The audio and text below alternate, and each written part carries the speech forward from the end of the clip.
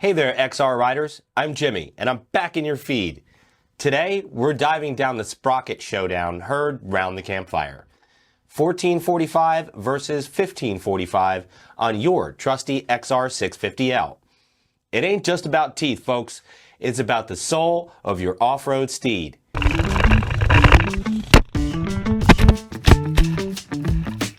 We all know and we're familiar with the stock 1545 setup.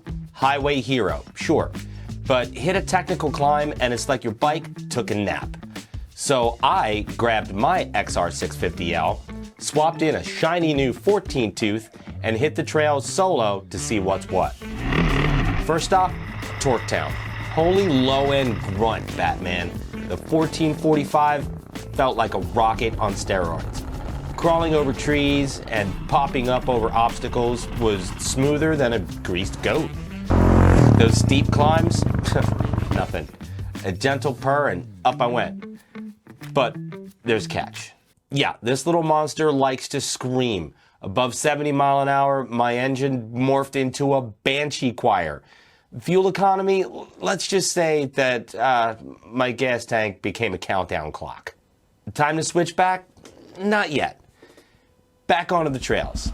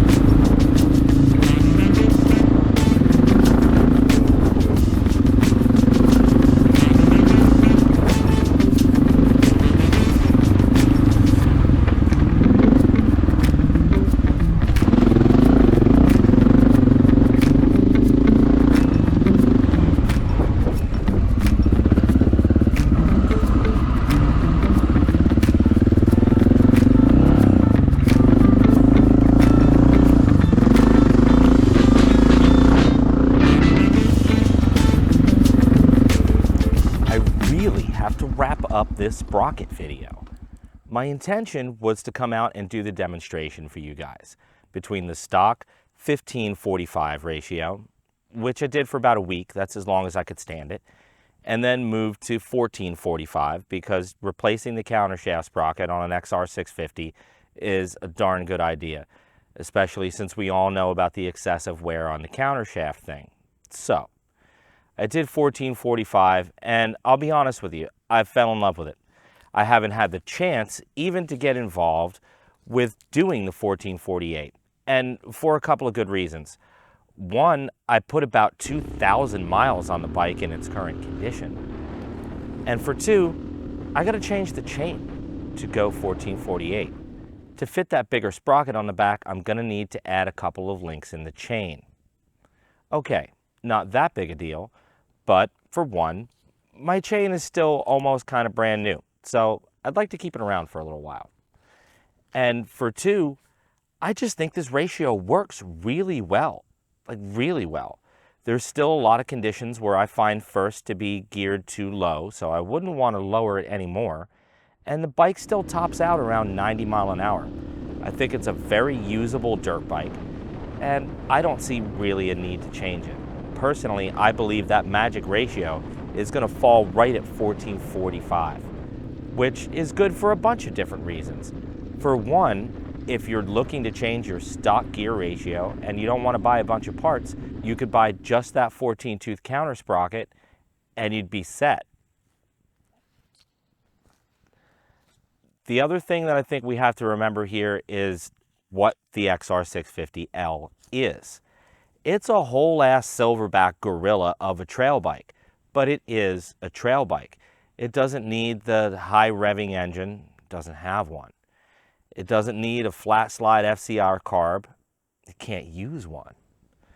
So for what it's designed to do, the XRL works really well.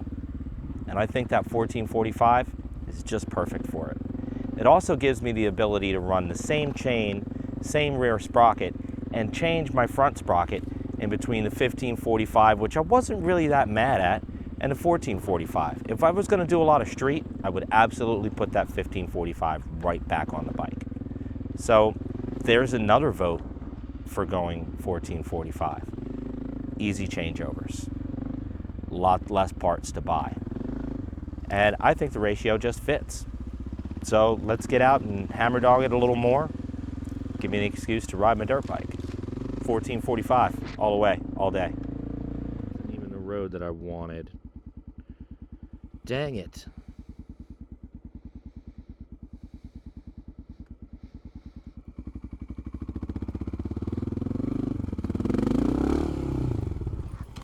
And down we go.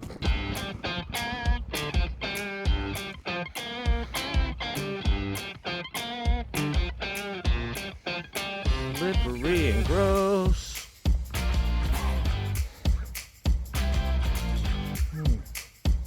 Everything's okay. Brake lever is going to be placed. The smarts a little bit. I don't know why. It kind of hurt.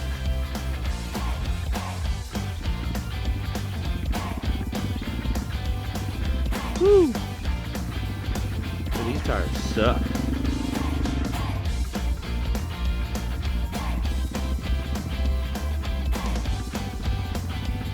Let's try that again. Maybe not so much throttle.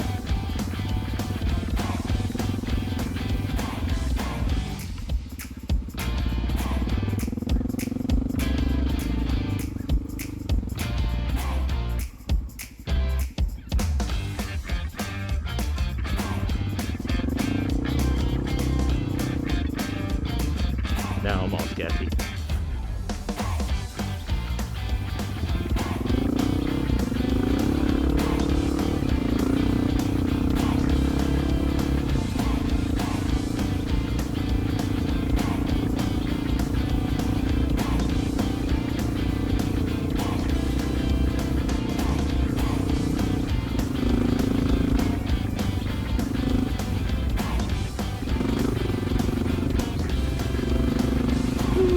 Take a minute to get that confidence back.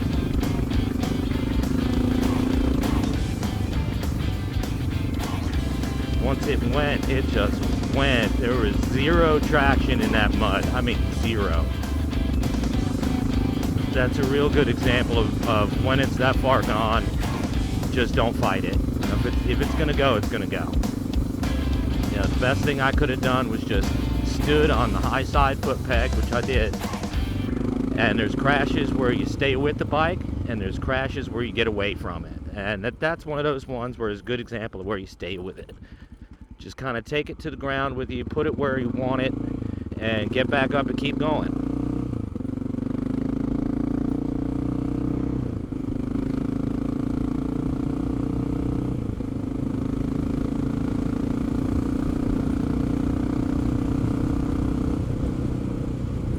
I've got a decent amount of time on the 1445 gearing, enough that I think I have an opinion, so let's use this trail to talk about it.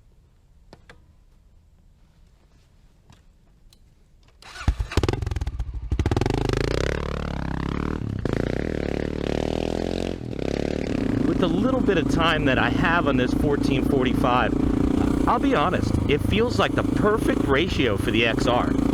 I had to do a little highway to get here, 70, 75 mile an hour. It was fine. It wasn't really peaking out crazy, but it kept up with traffic and passed some traffic. Gross. All right. Riding in Florida, that's what it's like sometimes. You just got to pick the driest line.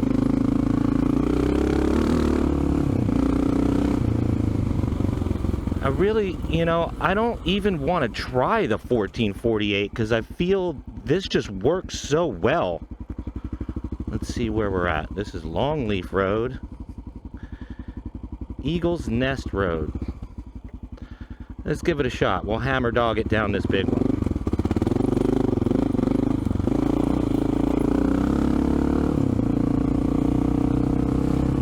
Now, I still am fighting my tires because this 1445 is on the same rims that I have the Shinko Adventure Trails on. they're not really the best tires for being out in the dirt doing what I'm doing. So the second I hit a little bit of mud or anything wet, traction just goes away.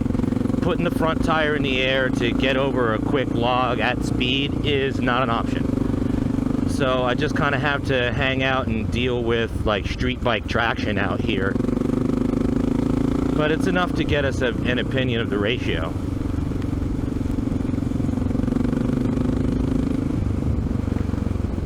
Alright. I remember there being a couple fun ones in the area.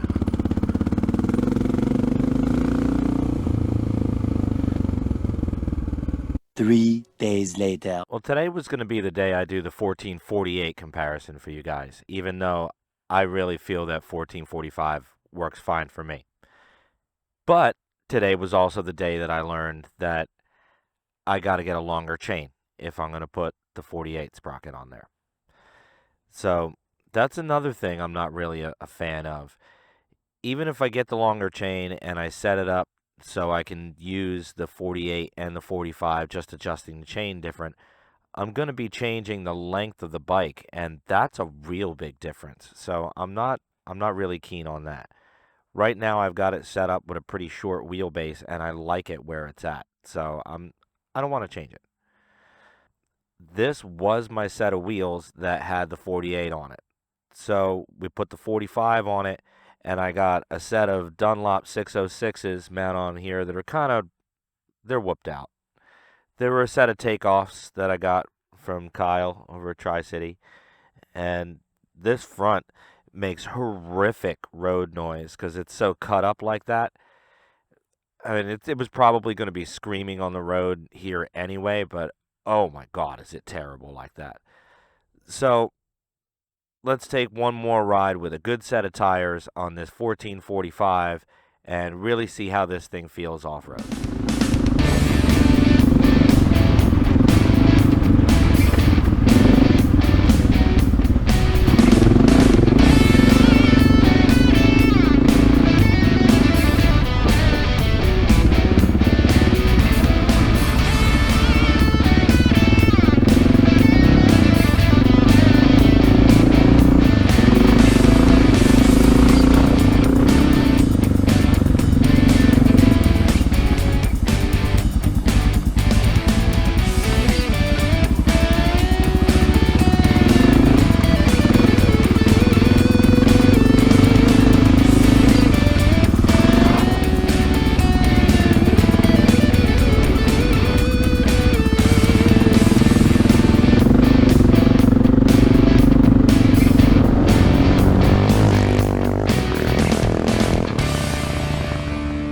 What's the verdict?